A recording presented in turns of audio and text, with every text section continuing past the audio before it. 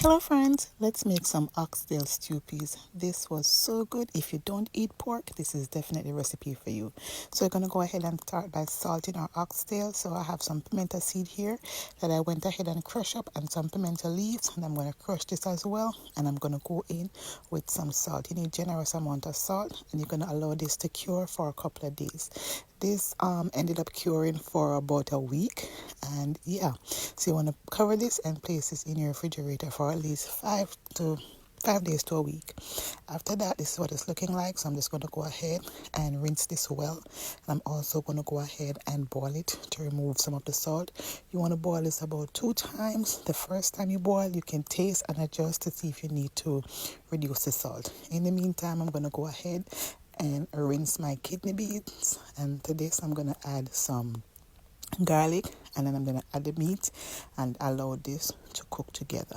This took about an hour or so to cook because the meat is being cooked when we're removing the salt, and once the meat is nice to your liking and your salt level, you add it to your pot and allow this to cook until it's nice and tender and the pea starts to get mushy.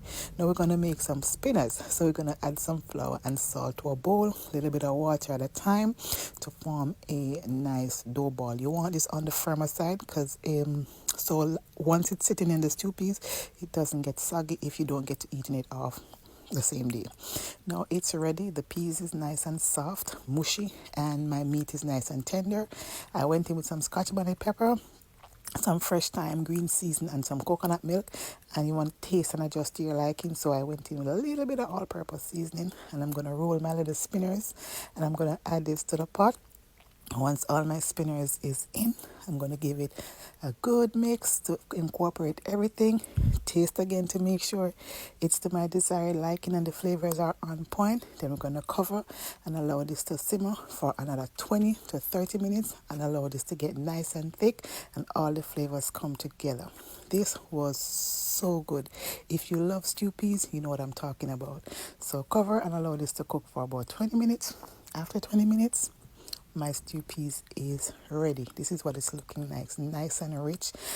It might look a little bit loose, but as it gets cool, it will thicken up. So you don't want it too thick. So stew peas served with rice, white rice, of course. So here I am fluffing my rice, and I'm going to show you how I serve mine up. I serve myself a nice big serving of stew peas. This was so good, and you don't need a lot to go with stew peas. Anything too much and you will overpower, because this is actually a very rich dish. I just add some vegetable on the side, tossed with vinegar and sugar, and there you have it. Dinner is ready. Thank you so very much for watching. Bye bye.